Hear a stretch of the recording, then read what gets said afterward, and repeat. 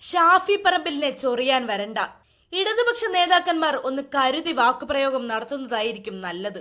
മാങ്കൂട്ടത്തെ കുറച്ചു ദിവസത്തേക്ക് മൂലക്കിരുത്താനായി എന്നുള്ളതുകൊണ്ട് ഹെഡ്മാഷിന്റെ തലയറുക്കാമെന്ന് കരുതുന്ന കൂട്ടരെ ഒതുക്കത്തിൽ ഷാഫി പറമ്പിലിനെ വെട്ടിവീഴ്ത്തുമ്പോൾ ഒരു വലിയ പട തന്നെ സൈന്യമായി ഇറങ്ങുന്ന കാഴ്ചയ്ക്ക് കേരളക്കര സാക്ഷിയാകേണ്ടി വരും. വായിൽ തോന്നിയത് കോതയ്ക്ക് പാട്ട് എന്ന് പറയുന്നത് പോലെ CPM നേതാക്കൾ വാപോയ കോടാലിയായി മാറുമ്പോൾ നോക്കിയിരിക്കില്ല ഷാഫി. MA ബേബി അടക്കം ഇപ്പോൾ ഷാഫി വിഷയത്തിൽ പകച്ച് മേപ്പോട്ട് നോക്കിയിരിക്കുകയാണ്.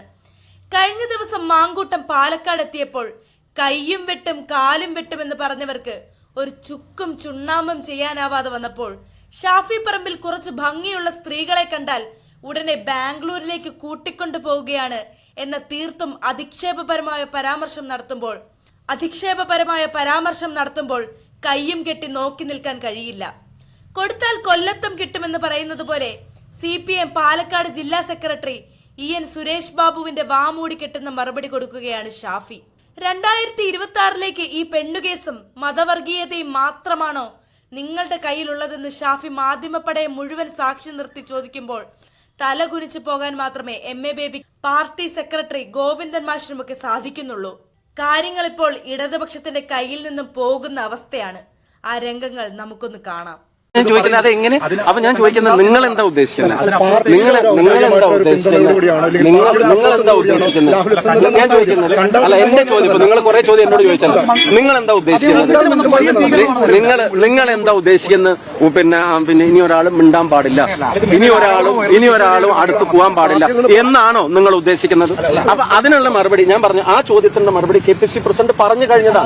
അതിൽ പ്രതിപക്ഷ നേതാവ് പറഞ്ഞിട്ടുണ്ട് ഇത് പിന്നെ എല്ലാരും കൂടെ ഒറ്റക്കെട്ടായിട്ട് എടുത്ത തീരുമാനങ്ങളാണെന്നൊക്കെ പ്രതിപക്ഷ നേതാവ് പറഞ്ഞിട്ടുണ്ട്. അപ്പൊ അതിന്റെ ഇടയിൽ വേറെ സംശയങ്ങൾ ഉണ്ടാക്കാനുള്ള ഇന്ന് അദ്ദേഹം മാധ്യമപ്രവർത്തകരെ കണ്ടപ്പോൾ അദ്ദേഹം പറഞ്ഞത് വേറെ ഡൗട്ട്സ് അതിനകത്ത് ക്ലിയർ ചെയ്യേണ്ട കാര്യമില്ല. അദ്ദേഹം പറഞ്ഞു പാർട്ടിയിൽ നിന്ന് പുറത്താക്കിയ ആൾക്ക് പോലും ഞാൻ കൈ കൊടുത്തു എന്നുള്ളത് അദ്ദേഹം എന്ന് പറയുന്ന രാവിലെ പ്രതികരണങ്ങൾ കേട്ടു. അപ്പം ഞാൻ മാധ്യമപ്രവർത്തകരോടും പറയുന്നു,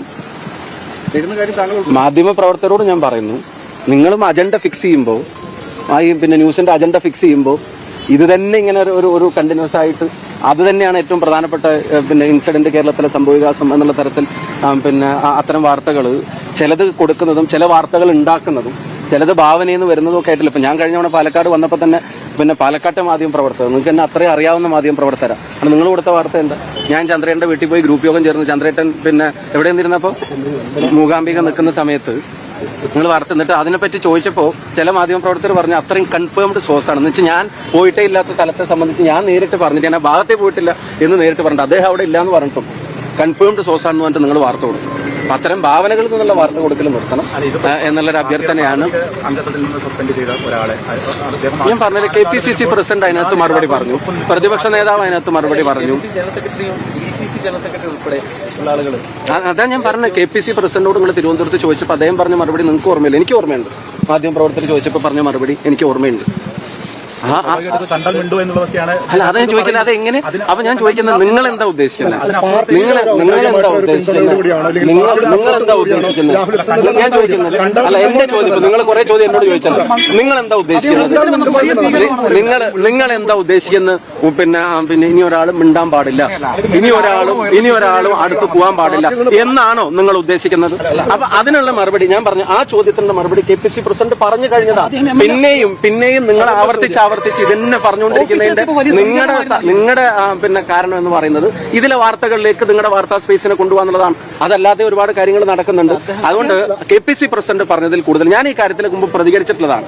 ഞാൻ വളരെ ക്ലിയർ ആയിട്ട് തന്നെ പറഞ്ഞിട്ടുള്ളതാണ്. KPC പ്രസിഡന്റ് പറഞ്ഞ കൂടുതൽ ഒരു വാക്കും ഞാൻ അതിൽ കൂടുതലോ കുറവോ പറയാൻ ആഗ്രഹിക്കുന്നില്ല എന്നുള്ളത്. പിന്നെ ഇനിയിപ്പോ ഞാൻ പറഞ്ഞ എന്താ? അപ്പൊ എന്നോട് ചോദിച്ചാൽ ഞാൻ പറഞ്ഞ പിന്നെ അതാണ് വാർത്ത. ഇപ്പൊ ഞാൻ നേരത്തെ പറഞ്ഞതിന്റെ എക്സ്പ്ലനേഷനോ അതിന്റെ ബാക്കി കാര്യങ്ങളൊന്നും അല്ല. അപ്പൊ പിന്നെ ഇതാണ് വാർത്ത. പിന്നെ അതിന്റെ കൂടെ വാർത്താ സ്പേസും പോവുക. അപ്പൊ അതിന്റെ പിന്നാലെ തന്നെ ഇങ്ങനെ നിൽക്കാൻ ഞങ്ങളും ആഗ്രഹിക്കുന്നില്ല. മറ്റു വിഷയങ്ങളുണ്ട്, ഗവൺമെന്റിനെതിരായിട്ടുള്ള ചെയ്തികളുണ്ട്. രാഹുൽ ഗാന്ധി നടത്തുന്ന പോരാട്ടത്തിന് പിന്തുണയുണ്ട്. അത് കോൺഗ്രസ് സിഗ്നേച്ചർ ക്യാമ്പയിൻ നടത്തുന്നു. കോൺഗ്രസ് കേൾക്കാൻ പോലും പറ്റുന്നില്ല അല്ലെ?